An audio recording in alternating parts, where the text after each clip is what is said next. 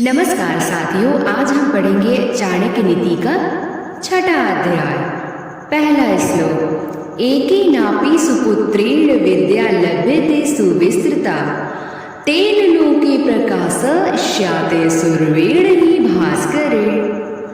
अर्थात एक ही सुपुत्र यदि विद्यमान हो तो वह पूरे कुल का नाम रोशन कर देता है, जैसे एक सूर्य सारे संसार को प्रकाशित करता है।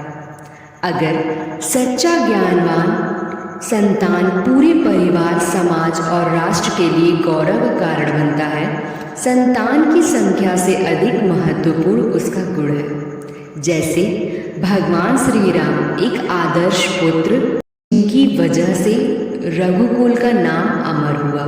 दूसरा श्लोक। पुत्रो नास्ति चेतम तस्यं कुलं निर्जीवितं स्मृतम् अपुत्रेण ही लोकेस्मिन् नास्ति कीर्तिं न स्तरा।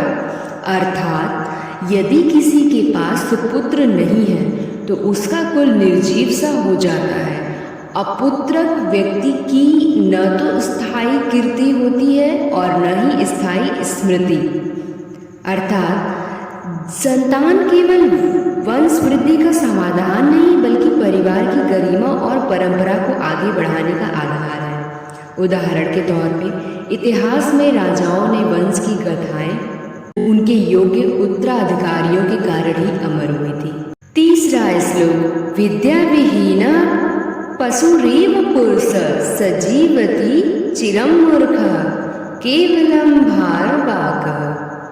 अर्थात विद्या रहित मनुष्य पुरुष के समान है। मूर्ख व्यक्ति चाहे जितना जी ले वह केवल बोझ ढोने वाले जानवर जैसा है। जैसे कि अर्थात विद्या ही मनुष्य को मनुष्य बनाती है। बिना विद्या के जीवन व्यर्थ और अंधकारमय है। उदाहरण के तौर पे डॉक्टर भीमराव अंबेडकर ने भी विद्या के बल पर ही समाज को नई दिशा दिखाई दी। तीसरा श्लोक। विद्या विहीन पशुरेव पुरुष सजीवति चिरं मूर्ख केवलम भारवाक। अर्थात विद्या रहित मनुष्य पशु के समान है। मूर्ख व्यक्ति चाहे जितना ही जी ले वह केवल बोझ ढोने वाले जानवर जैसा है। विद्या ही मनुष्य को मनुष्य बनाती है। बिना विद्या के जीवन व्यर्थ और अंधकारमय है। जैसे डॉक्टर भीमराव अंबेडकर ने भी विद्या के बल पर ही समाज को नई दिशा दी थी। चौथा श्लोक। एके नापि सुवित्रेण पुष्रेणा लड़ंकृतं यथा वनं सुशोभते तदनं मूर्खेण कुलं हतम्।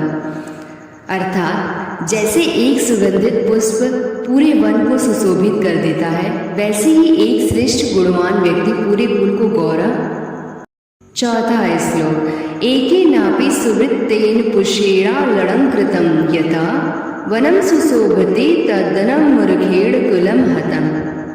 अर्थात जैसे एक सुगंधित पुष्प पूरे वन को सुशोभित कर देता है, वैसे ही एक श्रेष्ठ गुणवान व्यक्ति पूरे कुल को गौरव दिला देता है। इसके विपरीत एक मूर्ख संतान पूरे कुल को बदनाम कर देती है। परिवार का मान सम्मान व्यक्ति के आचरण से बढ़ता है और घटता है। परिवार का मान सम्मान व्यक्ति के आचरण से बढ़ता या घटता है। जैसे महाभारत में कौरवों के दुराचार ने पूरे कुरु वंश को कलंकित कर दिया। अतः हमें इस अध्याय से यह ज्ञान प्राप्त होता है कि पहला, एक गुणवान संतान सैकड़ों से श्रेष्ठ है। दूसरा, संतानहीन या मूर्ख संतान वाला कुल निर्जीव हो जाता है। चौथा, विद्या रहित मनुष्य पशु के समान है। चौथा, विद्यावान व्यक्ति पूरे वंश को गौरवान्वित करता है, जबकि मूर्ख से उसे कलंकित कर देता है। अगर आपको यह वीडियो पसंद आई हो तो लाइक करें, शेयर करें, सब्सक्राइब करें और कमेंट में अपनी बातें साझा करना न भूलें। आपको इनमें से कौन सी श्लोक अच्छी लगी इसके बारे में जरूर बताएं। धन्यवाद।